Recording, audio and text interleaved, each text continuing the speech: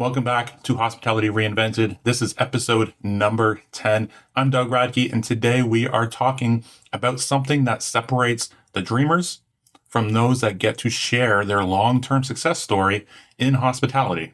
And that is the completion of a feasibility study. Now, first off, if you haven't already, go back and listen to or watch episode number 9 on developing strategic clarity, as it will help set the tone for not only this episode, but the next few episodes as well.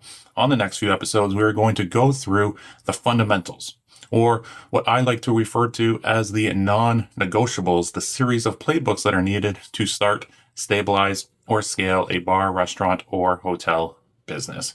We simply cannot reinvent hospitality without these playbooks in place. And so what's the first playbook that you should have in place?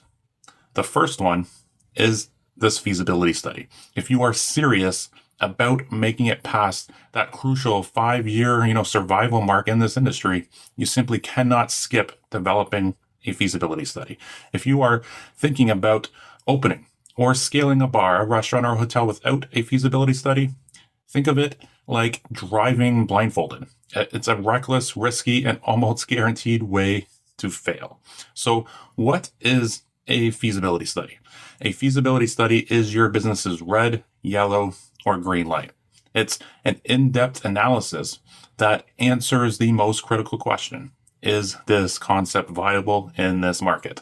This comes long before developing a business plan, which everyone seems to think that they should start with. Think of a feasibility study as your project's reality check, a filter for your ambitions. It saves you from costly missteps. It ensures the market fits and gives you the confidence to proceed or rethink. And here's the harsh reality. Most bars, restaurants, and hotels skip feasibility studies and then wonder why the failure rate is so high in this industry. Why do most skip out on completing a feasibility study? They think they are too expensive to complete since it's completed at such an early stage, or that they are too time consuming. And some just think they're not necessary. The result, a staggering failure rate of up to 60 to 80% within the first 5 years of operating. Why roll the dice on something this critical when a feasibility study can help you avoid being another failing statistic? So what are the most important elements of a feasibility study? As I go through this, you are going to get a better understanding on their importance for your business. So the first element of a study is a market viability study. Understanding your total addressable market, your serviceable available market, and your serviceable obtainable market is essential for evaluating market viability during a feasibility study. So what does all of that mean that I just went through? Well, total addressable market, or TAM or TAM, represents the total demand for your product or your service. And in this case, your bar, your restaurant, or your hotel, assuming that there's no constraints on market reach. It's the maximum revenue opportunity available if a business were to achieve 100% of the market share. Then there is the serviceable available market, or SAM or SAM, which is the portion of the TAM that your bar, your restaurant, or your hotel can realistically target, considering factors like geographical reach, your product or your service offerings, and also the distribution channels for your business. It reflects the segment of the market that aligns with your business's capabilities and its resources. And then there is the serviceable obtainable market, or SOM or SOM, which is sometimes also known as the share of market. So SOM is the percentage of SAM that your business can realistically capture, taking into account competition, market saturation, marketing and sales, and finally, your sociographics of your primary guests. This is where understanding your target guest profile comes in handy, along with the sociographics of your target market. It provides a practical estimate of attainable market share within a specific time frame, which should then align with your financial projections. So conducting a TAM, a SAM, and a SOM analysis during a feasibility study helps your business estimate the potential market size, allowing for better strategic decisions and efficient resource allocation. Now, here's the thing. Investors and venture capitalists often use TAM, SAM, and SOM to evaluate the potential of a startup or new project before making investment decisions. So, in summary here, a thorough market analysis is a critical component of a feasibility study, providing a data-driven foundation for assessing your market demand and the potential for capturing that market share. Now, there's a lot more that goes into this, but this analysis enables your business to make informed decisions, align strategies with market realities, and enhance the prospects for success. So the next important element of a feasibility study is location and property analysis. When it comes to launching or scaling a bar, a restaurant, or a hotel, the phrase, location is everything, it isn't just a cliche. It's a foundational truth. The right location can be the difference between a winning hospitality business and one that struggles to survive. So a feasibility study dives deep into the specifics of location and property analysis to ensure that the chosen site or a suite of potential sites to analyze can support long-term growth and success. A feasibility study evaluates whether the target area's demographics and lifestyle and spending habits align with the concept's service model. This includes factors like average household incomes and local nightlife trends and workforce management in the area and tourism statistics and, so much more. Now, what about traffic flow and visibility for your property? Guest traffic patterns are key to ensuring consistent business flow. For example, what about foot traffic?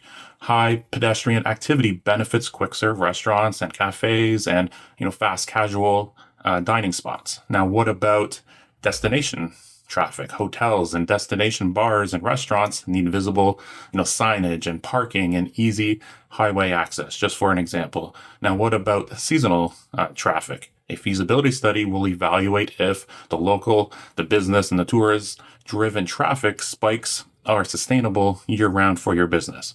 Your potential location or your property also needs to understand the competitive landscape in your area.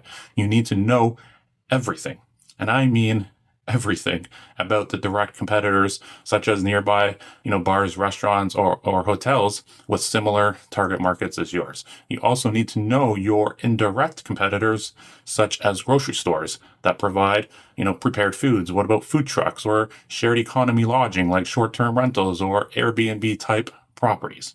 What about the site requirements and the zoning for your business? This all needs to be looked at in the feasibility study.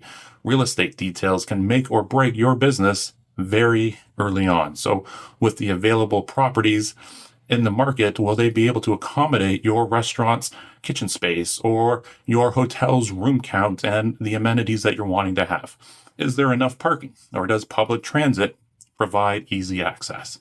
What about the local, zoning rules? What about liquor license restrictions? And what about noise restrictions in the area? There is a lot to consider within your market. Do the research early on to understand what's needed and what may be a challenge for you. Now, what about property specifics that will directly impact your build-out expenses? A feasibility study will help evaluate your need for a first or second generation property. Will the property require more utilities and infrastructure? And can the properties that are available accommodate the intended vision or the branding concept without exceeding your budgets?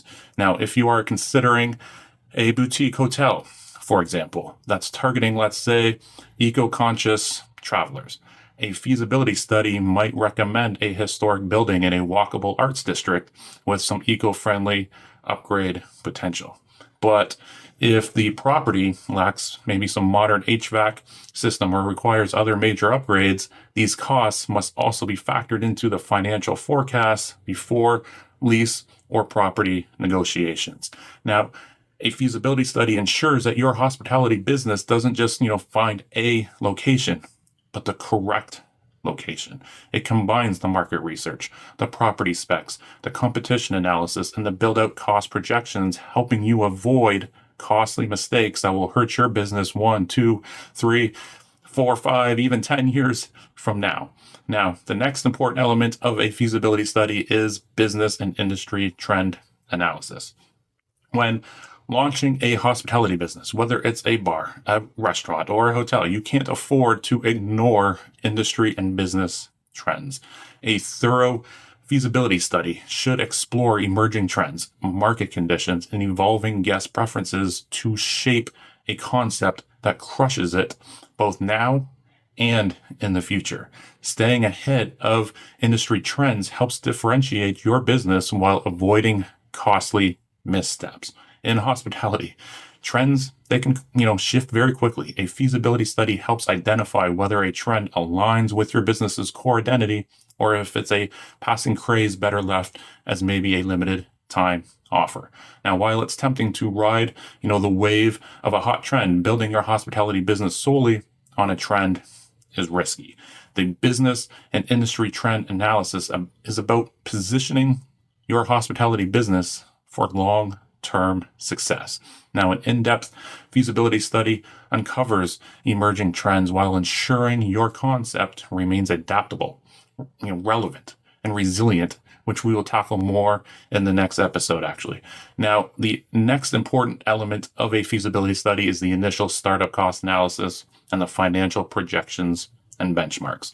Launching a bar, a restaurant, or hotel is one of the most capital-intensive ventures in the hospitality industry. A feasibility study's initial startup cost analysis and the financial projections must provide a clear understanding of what it will take financially, not just to open the doors, but also to sustain the business in its critical early years.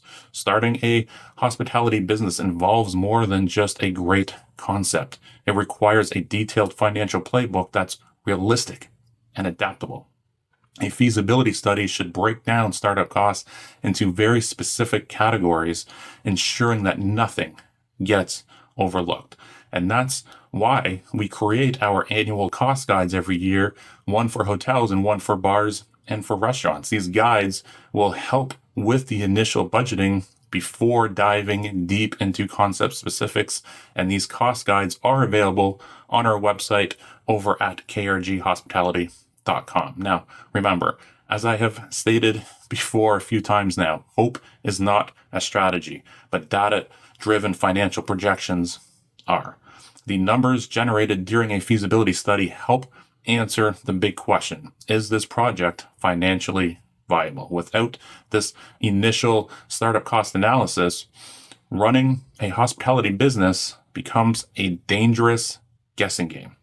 A feasibility study transforms ideas into actionable financial models, helping entrepreneurs like yourself anticipate costs, attract investors, and build business models that are designed for profitability.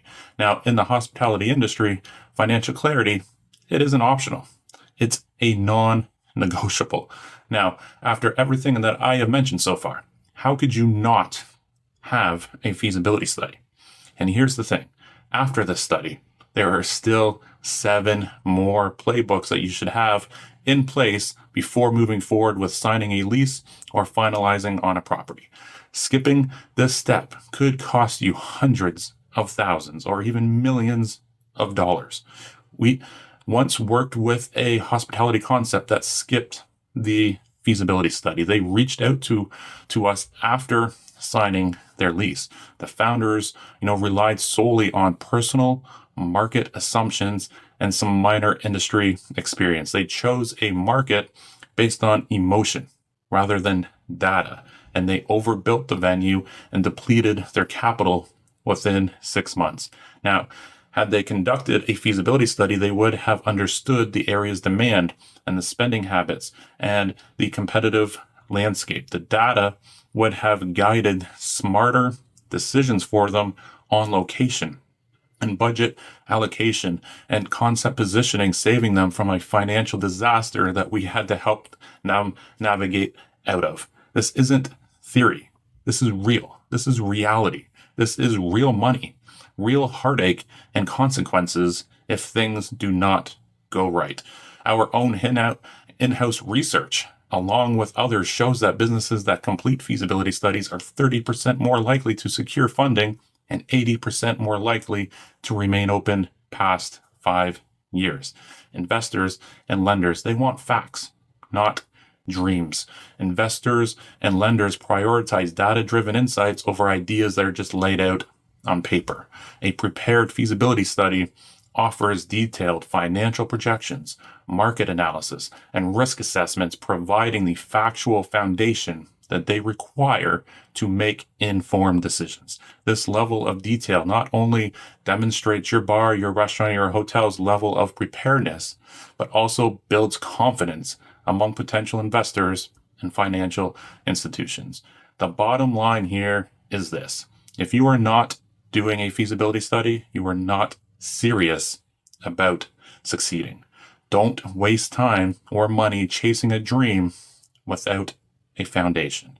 Now, if you're ready to dive deeper on feasibility studies and playbooks, join our next 60-minute startup masterclass where we break down how feasibility studies and the other 7 playbooks can not only help secure funding, but set you up for long-term success.